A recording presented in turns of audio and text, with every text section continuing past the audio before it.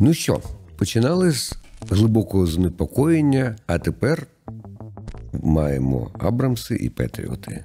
Раніше скиглили, що Путіну потрібно зберегти обличчя і що його просто лякає тая НАТО. Дзвонили йому кожного вечора. А тепер погрожують вводом військ НАТО на територію України. Раніше боялися істерик алкаша Медведєва, а тепер німецькі генерали проговорюють відкритим зв'язком, скільки саме таурісів потрібно, щоб остаточно розвалити Кримський міст. Wegen der Brücke, weil wir die uns intensiv angeguckt haben. Und die Brücke ist leider aufgrund ihrer Größe wie ein Flugplatz. Das heißt, es kann durchaus sein, dass ich dafür 10 oder 20 Flugkörper brauche. Минулого разу ми з вами говорили про те, як нас зраджували західні демократії. Сьогодні говоримо про приємне, про те, як світ здвинувся, як все змінилося, як зараз нам насипають достатньо, щоб Путін позеленів від злості. Тобто ще недостатньо, але вже досить дофіга. До речі, скоро ще й літачки будуть. Але перед тим, як про це говорити, хочу вам нагадати про те, що оцей освітній або просвітницький контент, він є дуже важливим. І для того, щоб ми могли поговорити про це з більшою кількістю людей, будемо вдячні вам за репости, лайки, ну і коментарі. А ще в нас є англійські титри, які можна вмкнути отут. Це важливо, щоб наші розмови стали доступними не тільки нам з вами, а й нашим друзям, для яких англійська є рідною або принаймні дуже знайомою.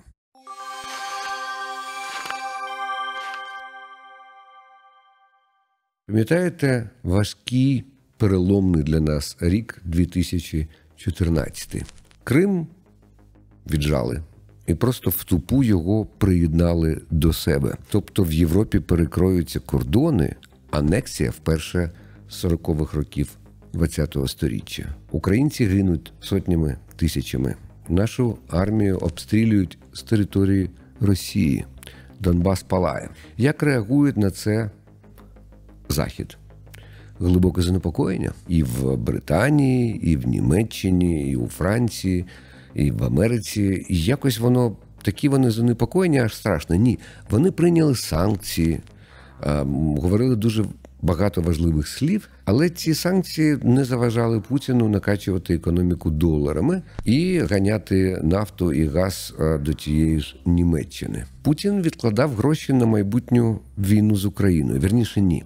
Він не планував воювати з Україною. Він планував захопити нас, як водиться, за 3 дні, а потім перечекати період санкцій, глибокої стурбованості і нарешті двинути далі. Бо ці вогкі мрії про відновлення Варшавського договору, про сухопутний коридор до Кенігсбергу ніхто не відміняв. Просто мріяли вони про це і планували це отримати. Зараз я тримаю в руках таку книжечку, яку нещодавно видали в Україні. Це Сьюзен Зонтик, її остання книга «Спостереження за болем інших». Її видали українською. Нещодавно була презентація в книгарні «Сенс». Передмову написав великий друг України Девід Рієв, син Сьюзен Зонтик, який зараз якраз поїхав до Харкова, а потім в нього ще буде Херсон. Якраз на презентації говорили про те, що біль іншого дуже важко відчути. І саме це відбувалося в 2014 році. Ми були іншим. Ми жили в цій сліпій плямі. Знаєте, як така уявна ментальна мапа, уявляєш континент, і є Британія, потім Франція, Бельгія, Німеччина, Польща, і ось вже і Кремль. А там десь така сліпа пляма, де жило 40 мільйонів людей, ми з вами, де відбувались важливі речі, але це було все щось про інше. І, можливо, саме тому нам в 14-му не дуже бралися допомагати. Пам'ятаєте, розмови були про те, що ні, джавеліни вам давати не можна, бо це може налякати Путіна і спровокувати його неескалацію. Оце чарівне слово ескалація. Саме через оцю погрозу ескалації Росія досить успішно маніпулювала країнами Заходу. Бо їх так не лякаєш, вони так, ой, давайте, щоб не оцеє, бо інакше буде ще гірше. І так, крок за кроком росіяни і просувалися. Не можна сказати, щоб росіяни помилялися в своїх очікуваннях, адже реакція Заходу була слабкою. Ніяких червоних ліній, ніяких ультиматумів, просто, давайте якось, без цейво. Дуже просимо, бо це якось непристойно. І це викликає занепокоєння. Ніхто не чекає, що їх звідти будуть вибивати силою. Те, що ми можемо з цього приводу вдіяти, використати правові аргументи, дипломатичні аргументи, політичний тиск, економічні санкції, щоб зробити все, щоб за процес анексії була відплата. Із оцими розмовами були, пам'ятаєте, мінські, був нормандський формат, де всі казали, дівчата, не сперечайтеся, ви обидві красиві. І давайте домовлятися, бо важливо домовлятися, бо саме домовленості, бо так налаштований західний світ. І так ми зайшли в 2022 рік. І тоді нам почали, допомагати потрошечку. То шоломів 5000 пришлють, то нарешті джавеліни дали. Тобто нам давали зброю для партизанської війни, насправді. Вона була корисною, бо цими і джавелінами, і ще більш прості старі штуки, як то панцерфаусти, їм випалювали колони російських танків під час битви за Київщину. Але нічого серйозного. Адже, який сенс вам допомагати поповні? Адже, як сказали українському послу в Німеччині Андрію Мельникову, за 48 годин буде інша геополітична реальність. І, як він казав, з ним розмовляли як з людиною смертельною хворобою. Тобто дивились з таким співчуттям, але трохи так сторонилися. Але Україна встояла. І не тільки там декілька годин чи декілька днів, а вже понад 2 роки стоїмо. Всі побачили, що насправді, якось не так воно і страшно. Їм не так страшно.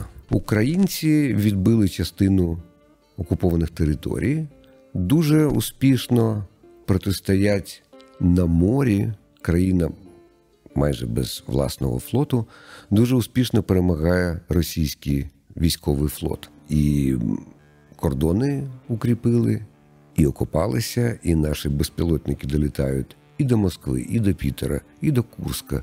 І щось там в Туві відбувається цікаве.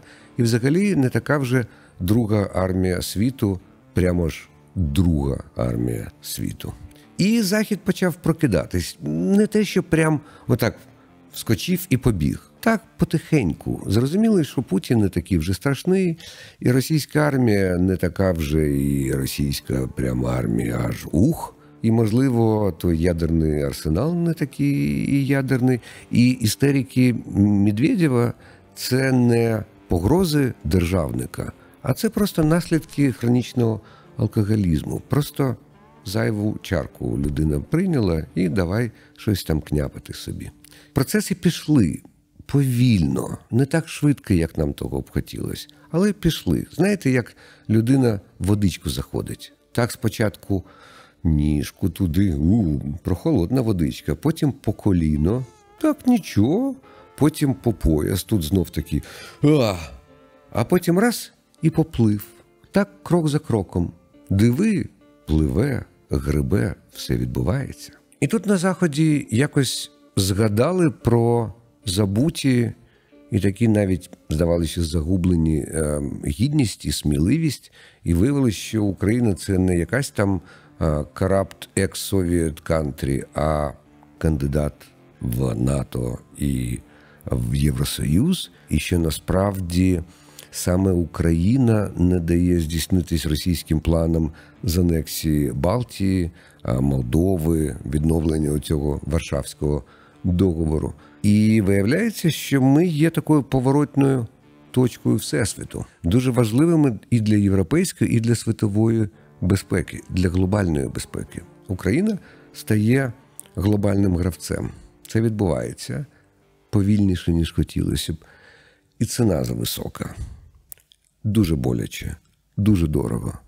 Але, подивіться, як почали перевзуватись навіть затяті русофіли на Заході. Пам'ятаєте, був такий Мілош Земан, президент Чехії, до нашого улюбленця Петра Павла. Він був пропутінцем, він їздив на 9 травня на Побєдобєсі в Москву, він був комуністом, теж, до речі, бухав, як і Медведєв, і такі дуже проросійські тексти промовляв.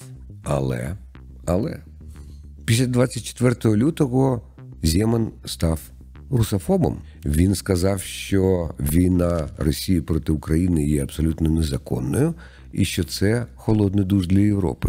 Це той самий Земан, з якого ми горіли в інтернетах, коли в 14-му та й аж до 22-го року він казав про те, що історія з Кримом, вона завершена, і це факт, який потрібно прийняти, і про те, що для Європи дуже-дуже важливо співпрацювати з русаками, їх не злити і якось з ними бути ніжними, бо не треба дражнити ведмідя. І тут опа! І все змінилося. Головні гравці європейської сцени також змінили риторику. Пам'ятаєте, канцлер Шольц, якого називали ліверна ковбаса, до речі, це наш посол Андрій Мельник про нього казав, це такий німецькою гра слів, це про те, що він трусло. Бо він виглядав труслом навіть на фоні такої суворої жінки, як Ангела Меркель, яка нас змусила підписувати Мінські. Навіть на її фоні він виглядав кволо. І коли почалося повномасштабне вторгнення, він мужньо виділив нам 5000 шоломів. Якісь там ще ковдри були. Тобто, тримайте щось. Я про вас думаю, гарні думки. А ще Макрон був, який дзвонив Путіну і з ним розмовляв і казав, новини були, Макрон поговорив з Путіним і тепер дуже переймається, як там воно відбувається. Макрон розповідав, про що він говорив з Путіним, і преса про це писала, і всі читали, а потім всім стало зрозуміло, що росіяни розуміють, коли українці б'ють їм в табло. Росіяни розуміють силу, розуміють дерзость. Якщо ти кволий і нерішучий, вони тобі сідають на голову і потихеньку вбивають. Або просто вбивають. Або витирають ноги об тебе, як об країну, і можуть зробити все, що завгодно. Але якщо ти дерзкий і сміливий, тоді вони трохи побоюються. Всі зрозуміли, що саме так потрібно з ними розмовляти. І почали розмовляти саме так. Хто колись думав, що ми отримаємо німецькі гепарди, які ми зараз збиваємо шахеди і ракети? Хто думав, що українську землю будуть звільняти німецькі леопарди? Хто думав, що французькі, німецькі гаубиці будуть гатити по ворогу? Пригадую фантастичну історію. Мій добрий друг Сашко Заклецький, який зараз у війську, він поїхав, тоді ще просто як фотограф, поїхав з швейцарськими журналістами на передову. Якраз нам, пам'ятаєте, була велика новина, тепер це вже така класика, передали нам гаубиці 3 сімки. Подивилися, як вони працюють, поговорили з людьми, чим вони гарні, які є проблеми. А потім заїжджають на заправку, а там стоять таке є вино, я пам'ятаю, ще з совєтських часів. Воно тоді було гидке, а зараз просто страшно подумати, як його пити. Але такий був портвейн 3 сімки, як і гаубиці. І Сашко підводить на заправці швейцарців і каже, дивіться, вже мерч зробили під ці гаубиці. І швейцарці так, фантастика. Це вино таке, знаєте, в пакетах. Вони купили ці пакети. Я кажу, ти їм сказав, щоб вони не вздумали це пити? Він каже, ні. Бо вони такі питання задавали дурні. Хай п'ють, радіють. Хотілося б, щоб Шольц згадав свій подив, коли леопарди поїхали. І здивував свій подив знов, відправивши нам ті Тауруси. Але здається, що все ж таки німецький стиль прийняття рішень сучасний, він такий, а може, хоча, а потім тиск, ну добре. Тобто зараз ми знаходимося в ітерації хоча. Ще трохи тиску і будуть у нас Тауруси. Я в цьому впевнений. Навіть німецькі генерали готові. І оця злита росіянами розмова німецьких генералів, які проговорюють, скільки саме Таурусів потрібно, щоб розбити Кримський міст, показує, що Бундесвер з нами, Бундесвер готовий. І не випадково росіяни називають його Вермахтом. Бо як косплеїти Другу світову, то вже давайте все так і називати. Дуже весело. Німецька індустрія прокинулась, німецька держава прокинулась. Я розумію, насправді європейці звикли жити приємно і красиво. Я їх дуже розумію. Бо витрачати гроші на якісь набої чи снаряди для гармат в мирний час навіщо? Можна покращити сервіси, придумати якісь нові велодоріжки в Берліні або зробити якийсь класний арт-проєкт.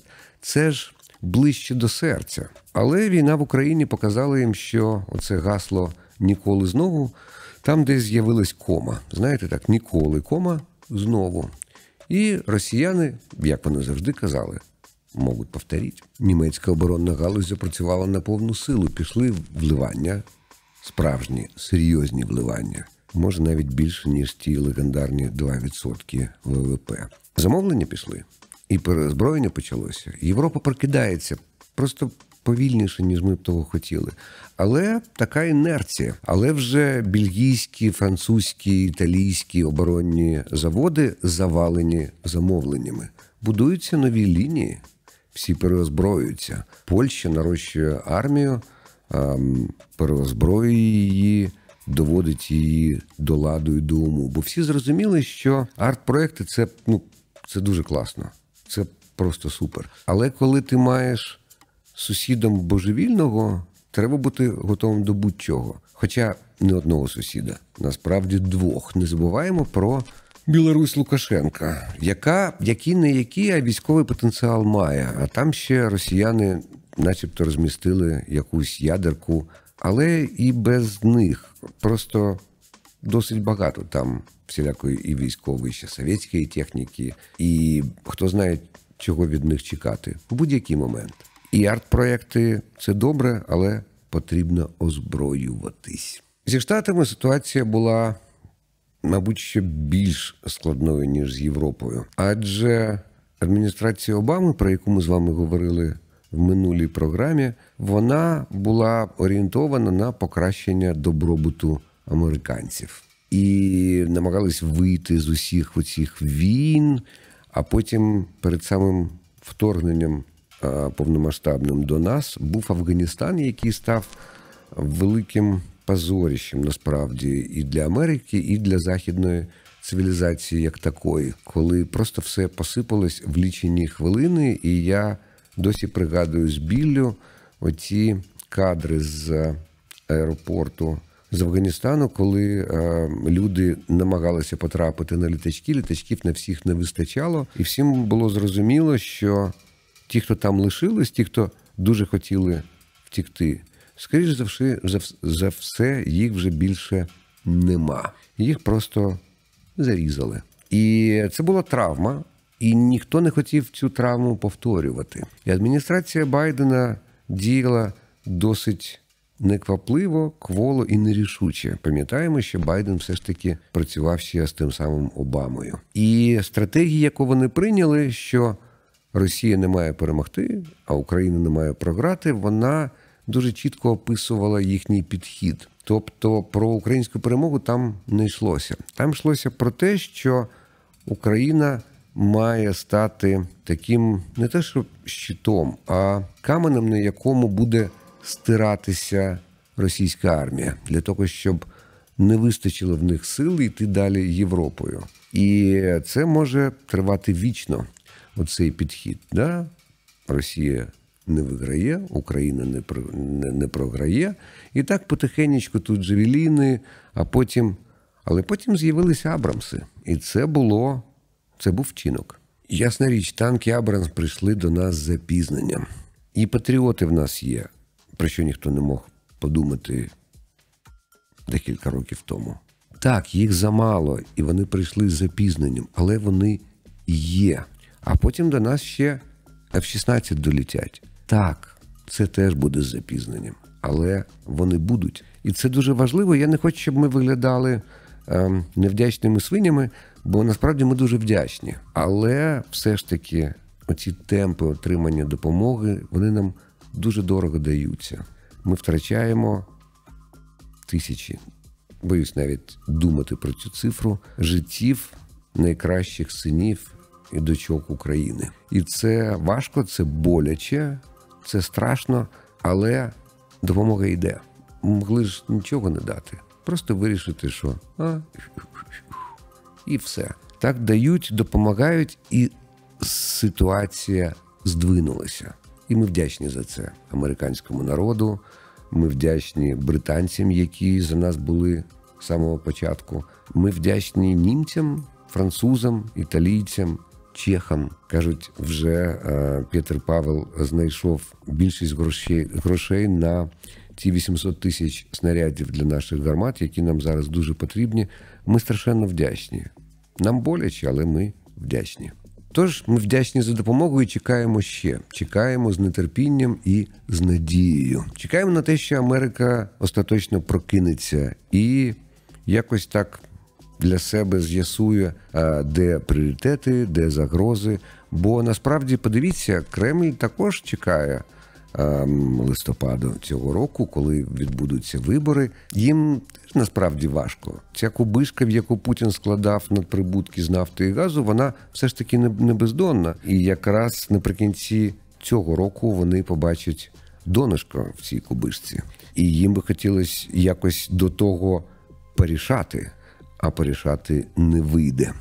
Є така приказка росіянська, і Бісмарк дуже любив, про те, що довго запрягають, а потім швидко їдуть. І Захід на це вівся і дуже довго запрягав з Росією, а потім виявилось, що їхати нема куди. Але насправді ця інерція, вона надає навіть не те, що надію, а впевненість в остаточності цих рішень. Бо насправді те, що ми з вами спостерігаємо, це рух тектонічних плит. Уявляєте, як для тектонічних плит це, неймовірно швидко. Вони просто на пришвидшеній перемотці рухаються. Це заповільно для нас, але для Європи, для бюрократичної машини Євросоюзу, для сталих демократій темпи просто неймовірні. І приємно, що вони насправді прискорюються.